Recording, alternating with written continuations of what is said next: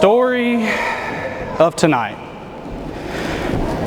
When you think about it, life is much like a movie or a musical. When you watch it through the first time, it's exhilarating, an amazing experience. But what happens once you've seen that movie? You know what's coming, right? And you can't remember everything. Unless your name is Justin Hall and can sing Alexander Hamilton word for word, which I can't talk because I can do it myself.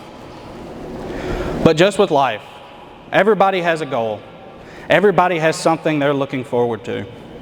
In fact, I know I got some seniors in here. Seniors, make some noise if you've been waiting a year to walk across that stage.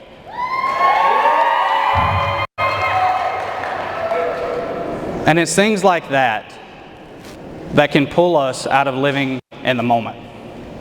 I have some experiences myself.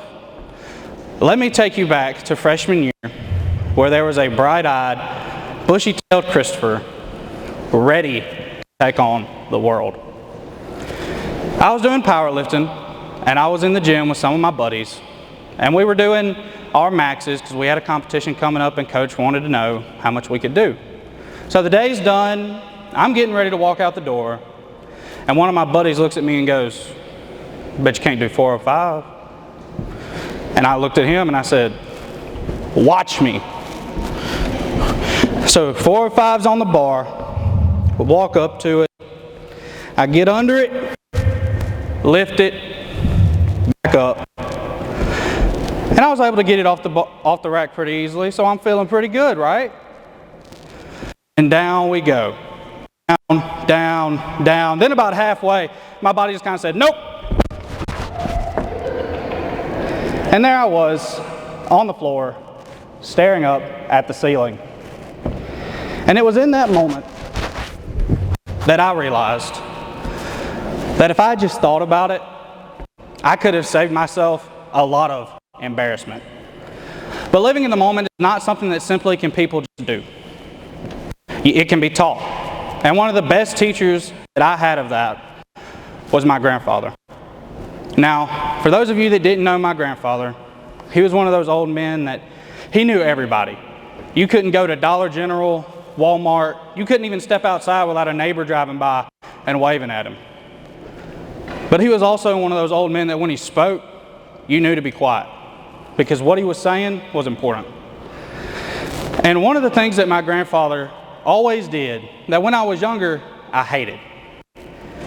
Now, I'm young enough to remember what an iPod Touch is. And that is what I had when I would go see my grandfather.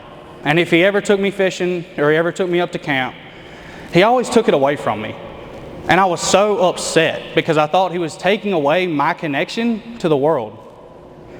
But what he was really doing, now looking back, I can tell you stories upon stories about me and my grandfather. Because he was teaching me how to live in the moment. For example, there was a day we were working on a stump in the yard. We'd cut it down and we'd been hacking at it all day. Pickaxes, axes, shovels. I even kicked it at one point, which did nothing. But he eventually goes, "Kade, pull my truck out here." And I said, "I don't know what you're going to do with that, but okay." So I pulled it out there. And he goes, "Now go get a chain." And at this point, I know where it's going. So I'm like, okay, less work for me, right? No, I pull the truck out there and then he gets in the truck. And he goes, "I want you to hook the chain to the truck and the other end to the stump." Aye, aye, Captain. So he gets in the truck and he goes, "Whenever you're ready," and I would like to reiterate this, "whenever you're ready, give me a thumbs up." A thumbs up. We all know what that looks like, right? Okay. And so I'm down here, I'm working, and eventually, for whatever reason, my hand does this. Clearly not in a thumbs up, right? Just this. And that stump flies 2 inches from my face, goes into orbit, and then comes back down. So, whether my grandfather was taking me on hunting or fishing trips, or just straight out trying to kill me, he always showed me how to live in the moment. Now, When being taught how to live in the moment, there's people that teach you, and then there's situations. And one of these situations that taught me recently how to live in the moment. I graduated from Brandon High School, but my senior year, I was appointed president. And the year so far was going great. We'd got the chapter more involved. It all seemed to be going good. But I wasn't there. I was a senior. I got college to worry about. I got a job to worry about. I'm running for state office. I got so many things ahead of me that I wasn't worrying about what I dedicated myself to right then. And it became all too evident at an after-school officer meeting one day where we were talking about a chapter meeting we were going to have.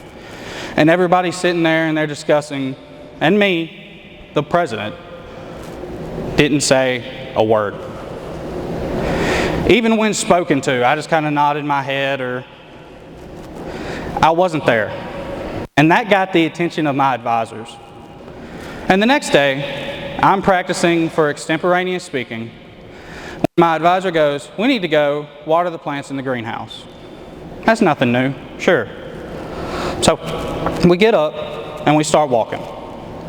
We're walking around the building and we walk past the shop. And we pass my other advisor. As we're walking, they don't say nothing, but he said something. He gave a look to Kramer that was just, "You better come here right now." And so we walk in to the greenhouse that doesn't even have a water hose in it. And at that point, I'm like, okay, something's going on. And so Mr. Sal walks in, and they both look at me, and they weren't mad at me. They weren't upset with me. But they had a talk with me about where my mind was, but more importantly, where my heart was. Yeah, I had a lot going on in life, but I had dedicated myself to something in the now. When you wake up every day, you have a choice. You can let the sorrows and sadness of yesterday or the promise of greener grasses in the future take away from all the amazing opportunities that you have sitting in front of you right now. Mississippi FFA someday will always come, one day at a time.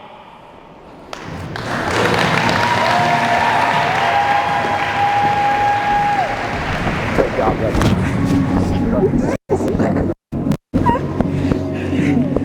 You did so good.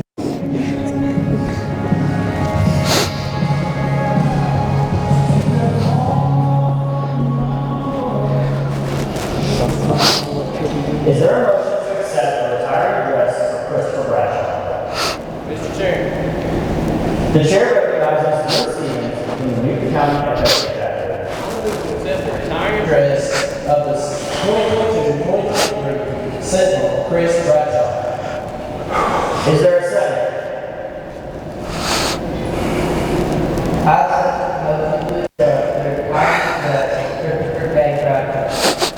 The chair recognizes Dale Bradshaw from the Brandon FFA chapter.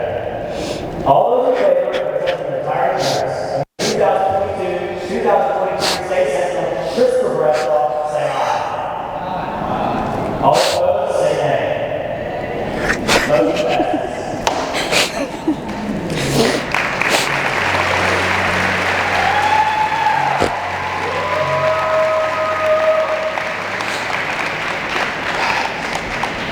The man of many names. Christopher, Kade, Bradshaw, Chris, Crisco. The list goes on. But everyone knows you as a friend. Your goofy sense of humor and willingness to try absolutely anything is infectious to those around you. Everyone who knows you is better for it, and we love you. Love Addison, Harley, Hunter, Jenna, and Brenda. Mississippi FFA, your 2022-2023 State Sentinel, Christopher Bradshaw.